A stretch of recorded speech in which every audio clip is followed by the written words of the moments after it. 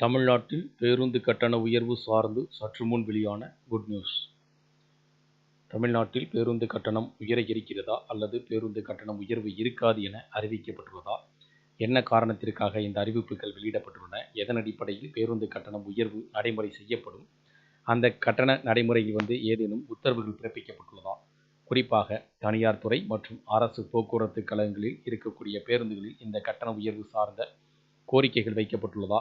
அல்லது அரசு தரப்பில் ஏதேனும் அறிவிப்புகள், அமைச்சர்கள் தரப்பில் ஏதேனும் அறிவிப்புகள் வெளியிடப்பட்டுள்ளதா என்பதை பார்ப்போம். தமிழ்நாட்டில் அரசு பேருந்துகளின் கட்டணம் உயர்த்தப்பட மாட்டாது என போக்குவரத்து துறை அமைச்சர் சிவசங்கர் தெரிவித்துள்ளார்.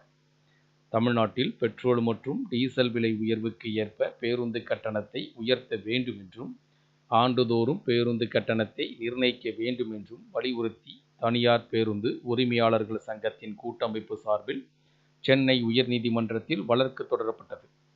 இந்த மனு மீதான விசாரணையின் போது தமிழக அரசு போக்குவரத்து கழகங்கள் மற்றும் தனியார் பேருந்து உரிமையாளர்கள் அனைவரும் பொதுமக்களின் கருத்துக்களை கேட்க வேண்டும் என்றும், பேருந்து கட்டண உயர்வை தொடர்பாக பொதுமக்களின் கருத்துக்களை கேட்டு தமிழக அரசின் உயர்மட்ட குழு ஆய்வு செய்து 4 மாதங்களில் முடிவு எடுக்க வேண்டும் என்றும் கூறிய நீதிமன்றம் பேருந்து கட்டணத்தை நிர்ணயிக்க குழு அமைக்க உத்தரவிட்டது.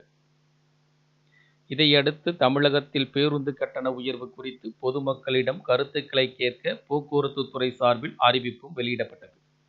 இது தொடர்பாக மக்களிடம் தற்போது கருத்து கேட்கப்பட்டு வருவதாகவும் கூறப்படுகின்றன. இந்த நிலையில் இது தொடர்பாக அரியலூரில் போக்குவரத்து மற்றும் மின்சாரத்துறை அமைச்சர் சிவசங்கர் செய்தியாளர்கள் சந்திப்பில் கூறியதாவது: அரசு பேருந்து கட்டணம் உயர்வு இருக்காது. நீதிமன்றம் அறிவுறுத்தல் படிதான் பொதுமக்களிடம் கருத்து கேட்பு கூட்டம் நடைபெற உள்ளது எனவும் தெரிவித்துள்ளார். கட்டணத்தை உயர்த்த கோரி தனியார் பேருந்து உரிமையாளர்கள் நீதிமன்றம் சென்றுள்ளார்கள். அரசு பேருந்து கட்டணம் உயர்ந்தால்தான் தனியார் பேருந்து கட்டணம் உயரும் என்பதால் நீதிமன்றம் சென்றதாகவும் கூறுகின்றனர்.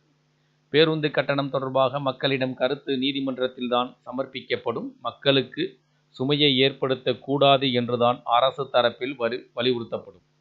ஏற்கனவே மின்கட்டண உயர்வு இருக்கும் என்று செய்தி வந்தபோது கட்டணம் உயராது என்பதை தெளிவுபடுத்தினோம். இவ்வாறு அவர் கூறியிருப்பதும் குறிப்பிடத்தக்கது.